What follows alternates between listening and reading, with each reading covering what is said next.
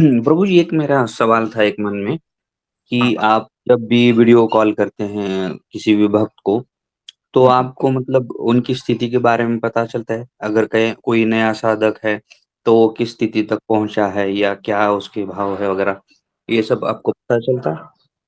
हाँ, देखो, जैसे किसान के हाथ में अगर दाना आता है ना, बीज आता है ना, वो पहचान लेता है जी। कि इसकी क्षमता क्या है।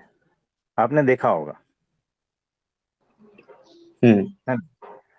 जौहरी है ना, उसके हाथ में जब कोई भी पत्थर या कुछ भी आता है, वो तुरंत पहचान लेता है कि ये हीरा है, ये पत्थर है ना? जी, ये बिल कोई कीमती रत्न है या जो भी है, तुरंत तुरंत पहचान लेता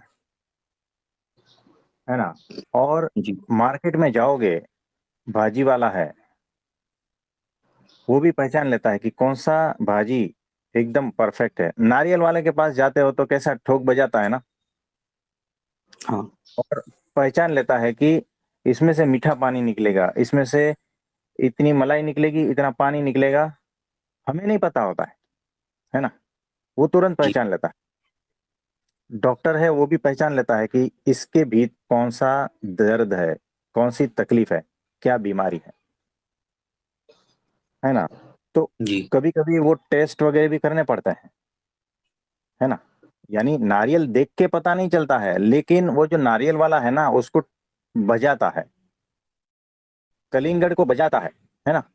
आपने देखा होगा। जी, तो इस तरह से सिर्फ कभी देखने से पता नहीं चलता है, कभी-कभी उसका टेस्टिंग भी होता है। इस प्रकार से होता है। तो हमारे पास जो आता है ना, हम पहचान लेते हैं। वो उसका एनर्जी लेवल क्या है, उसमें कितनी क्षमता है, वो कौन से लेवल पे पहुँचा है, इसमें और क्या करे ताकि वो एकदम हाई लेवल पर पहुँच जाए। ये सारा कुछ हमें पता चल जाता है। फिर जब काम करने की बारी आती है, तो उसके स्वभाव पे काम करना पड़ता है। अगर उसमें वो चूक गया, तो फिर वो वहाँ से हट जाता है। वो अगर वहाँ से चूक गया, तो गड़बड़ हो जाती है। यानी उसमें क्षमता है, लेकिन अगर उसमें और भी गुण चाहिए, अगर श्रद्धा नहीं है, तो काम नहीं बनेगा। अगर उसमें क्षमता है ना? वो बीज को वृक्ष तक पहुँचने की, लेकिन उसमें धैर्यता नहीं है, तो भी गड़बड़ हो जाएगा। यानी कुछ बेसिक जो है गुण वो होने चाहिए, तब जो है ना आपका कार्य आगे बढ़ता है। तब जो है वो साधक आगे बढ़ पाता है। अगर उतने बेसिक गुण नहीं है, तो उसको विकास करने में गुरु को बहुत टाइम लगता है ना? तो बहुत सारी ऐसी चीज़ें हैं, तो आपका प्रश्न का उत्तर मिला? जी प्रभु जी, मिल गया। इसमें और भी बहुत सारा डिटेल होता है, लेकिन फिलहाल इतना, जी, है ना? हाँ जी। जी। और कुछ प्रश्न पूछना चाहेंगे? जी प्रभु जी, मेरे दिमाग में एक सवाल आ रहा है। हाँ अभी जी, बोलिए। जैसे आपने बताया कि गुरु मतलब शिष्य को ढूँढता तो या फिर शिष्य, तो मेरा इस पे एक सवाल था कि एक्चुअल में क्या है, गुरु शिष्य को ढूँढता है कि शिष्य गुरु को ढूँढता है? क्योंकि हमारी नज़र से देखें तो हमें हमेशा गुरु की तलाश रहती है, हम गुरु ढूँढते रहते हैं, हमें लगता है कि हम गुरु को ढूँढ रहे हैं। तो वास्तव में ये क्या है कि शिष्य गुरु को ढूँढता है या गुरु शिष्य को ढूँढता है? देखो, इसमें दोनों एक दूसरे को ढूँढ रहे हैं, है ना? तो होश वाला शिष्य है ना, वो उस प्रकार के गुरु की तलाश में है, और बेहोश वाला होश वाले को कैसे ढूँढ पाएगा? तो जो बेहोशी में जी रहा है ना, जो भी शिष्य है, वो कभी गुरु को ढूँढ ही नहीं पाएगा। इसीलिए वो जहाँ है वहाँ पड़ा रहता है, यानी एकदम कचरे जैसे हालत में पड़ा रहता है। और अगर गुरु को पता चला कि ऐसा कोई है जीव, जिसके भीतर क्षमता भी है, लेकिन वो बेहोश है, तो फिर उसको वो उठा लेता है वहाँ से। लेकिन अगर बहुत ज़्यादा बेहोश है और क्या कहते हैं कि विवेक जागृत नहीं है उसका कि ये मुझे क्यों लिया जा रहा है ना, उतना भी होश नहीं है, तो फिर वो गुरु के हाथ में आकर भी वो छूट जाएगा,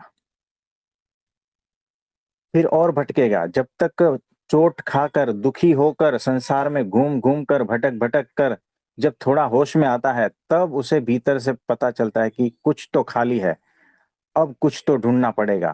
तो इसी चक्कर में वो ढूंढते ढूंढते वापस गुरु के पास जाता है, वापस वहां पर भी भटकन चालू रहता है, क्योंकि वो फंसता है ना, मार्केट तो भरा है ना। तो जैसे जैसे होश बढ़ता जाएगा ना वैसे वैसे गुरु उसके भी बदलते जाएंगे, और सही गुरु मिलने के बाद में होश जब और बढ़ता है तब वो गुरु को पहचान पाता है। यानी गुरु मिलने के बाद भी होश जरूरी है, तब वो गुरु को पहचान पाता है। उसके बाद भी और होश की जरूरत है, तब वो सत्पुरुष या अक्षर ब्रह्म तत्व रूप होता है। फिर और होश पूर्वक होता है, तब वो परब्रह्म की महिमा को समझ पाता है ना। और सतत होश जरूरी और होश की कोई लिमिट नहीं होती है ना। तो वो अनंत है। होश जब अनंत हो जाता है तब परब्रह्म परमात्मा भीतर स्थापित हो जाता है, क्योंकि वो अनंत है। परब्रह्म परमात्मा भी अनंत है, और वो अनंत ही अनंत में समाता है। तो चेतना जब अनंत खिल जाती जब उसका विस्तार अनंत तक फैलता है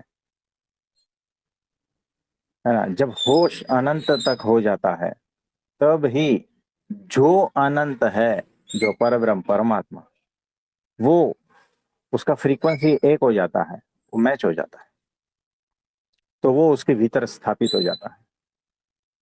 यानी तो देखो ये दो तरह से होता है। भीतर वो बीज अंकुरित होता है परमात्मा का, यानी कि भीतर होश अंकुरित होता है, क्योंकि वो होश को भी अनंत होना है, तो भीतर वो समझदारी भी अंकुरित होती है, साथ साथ वो चेतना भी विस्तारित होती है। और जैसे जैसे वो बढ़ती है, होश समझदारी और चेतना का जैसे जैसे विस्तार होता है, अनंत होता जाता है, वैसे वैसे परब्रह्म परमात्मा भी जो है ना सेम फ्रीक्वेंसी पे मैच होता है, तब एक रूप हो जाता है। कुछ समझ में आ रहा है? जी प्रभु जी, आ रहा है। हाँ, तो ये सिर्फ बाहर की ओर से नहीं है, भीतर की ओर से भी है, यानी दोनों तरफ से होता है, दोनों दोनों तरफ से होता है। जी। और कुछ पूछना चाहते हो? जी, इस पे और एक प्रश्न है प्रभु जी मेरा। हाँ।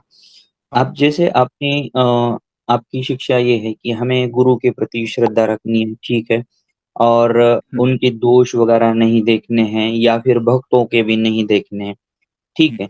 मगर हम्म, आज प्रभु जी मार्केट में कुछ भोंदू गुरु भी है, ठीक है। अगर कोई हम्म, आपकी शिक्षा पे चलता है और उसे कोई भोंदू गुरु मिलता है और हम्म, वहाँ पे भी उसको दोष दिख रहे हैं गुरु के, वहाँ के सबके, मगर वो हम्म, फिर भी अगर उसी भावना में है कि ये गुरु सही है और सब वैसे ही कर रहा है जैसी आपकी शिक्षा है, तो इसमें हाँ। उसके फँसने के चांसेस होते हैं ना प्रभु जी यहाँ पर?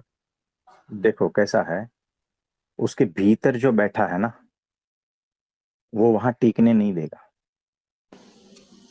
जी, और वो सारे गुण अगर वहां लगा देता है ना, यानी कि निर्दोष बुद्धि, निर्दोषता, है ना, दोष न देखने की दृष्टि, यानी उनके भीतर जो है ना वो गुण बढ़ रहे हैं, उनकी लायकात बढ़ रही है। वो सामने वाला गुरु जैसा भी है, लेकिन उसकी खुद की लायकात बढ़ रही है।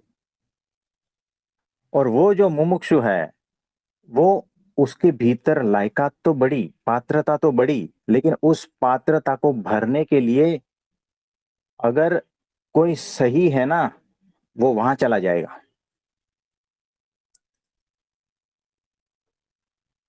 आप समझे?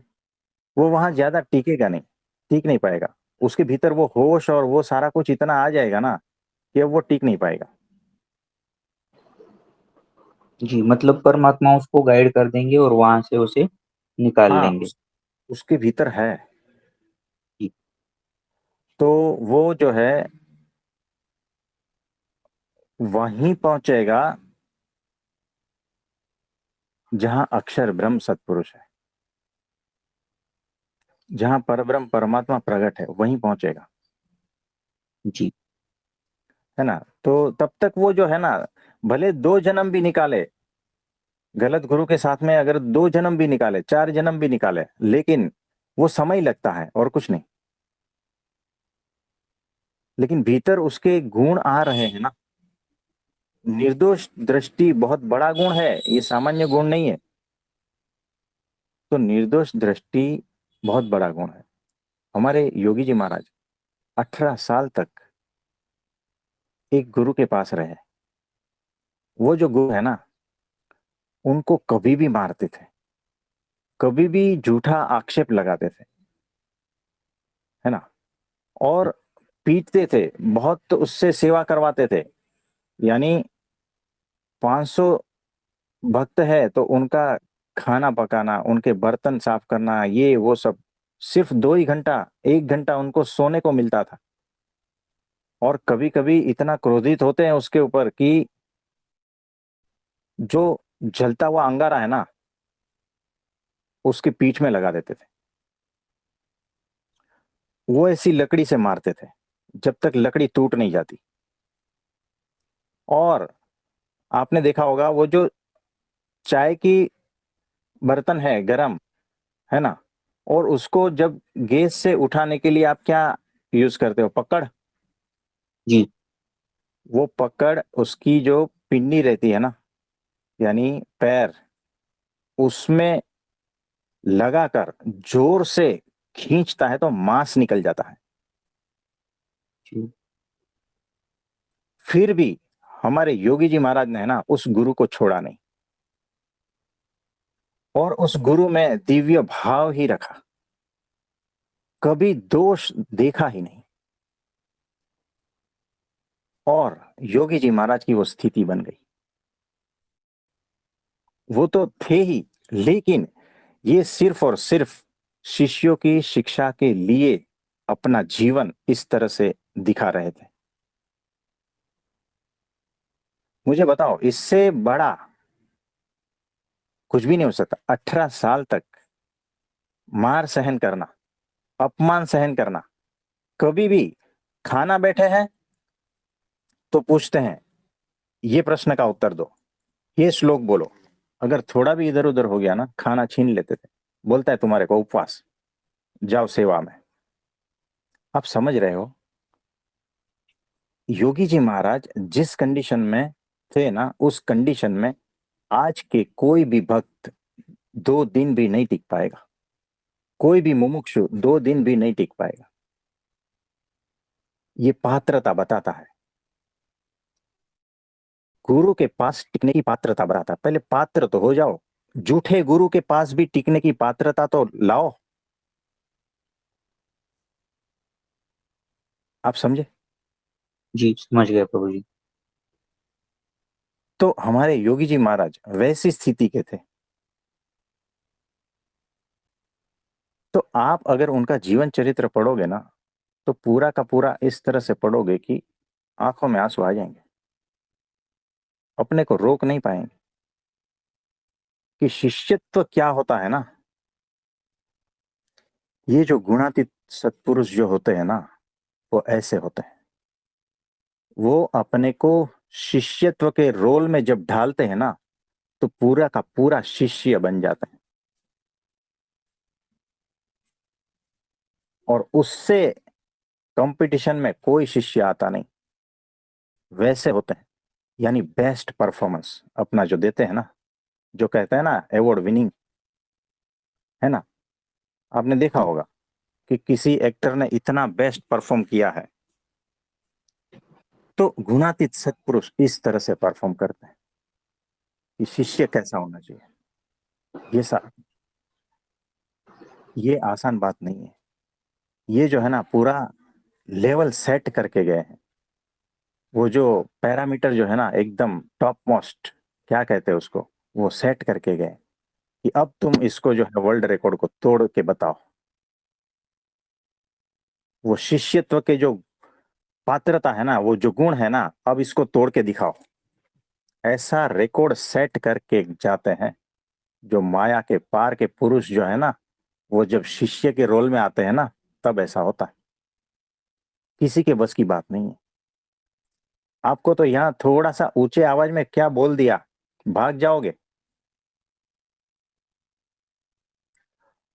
आपके पैर में से वो चिमटा निकाल के मांस खींच नहीं लिया है। अगर ऐसा होता ना, आप नहीं, आप केस कर देते थे। चाहे गुरु झूठा हो या सच्चा हो, आप केस कर देते थे। आप समझ रहे हो, ये वो लेवल जो है ना, वो सेट करके गए हैं कि उस लेवल तक कोई पहुंच नहीं पाएगा। अगर कोई पहुंच पाया तो समझना कि वो ब्राह्मी स्थिति को उपलब्ध हुआ है। उनका रिकॉर्ड वही तोड़ते हैं। जो माया के पार के पुरुष होते हैं ना, वही उनका रिकॉर्ड तोड़ पाते हैं। वो ऐसा एग्जाम्पल सेट करके गए। तो वैसे जिसके पास, जिसके भीतर ऐसे गुण है ना, चाहे वो झूठे गुरु के पास भी टिके ना, तो वो तर गया।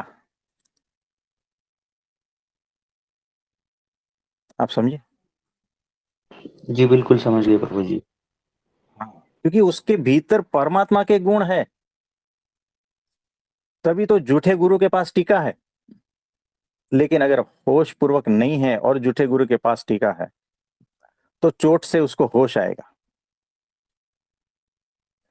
तो अत्यंत समझदार शिष्य है, होश पूर्वक है, तो वो झूठे गुरु के पास भी टिकेगा और वो ब्राह्मी स्थिति को उपलब्ध हो सकता है।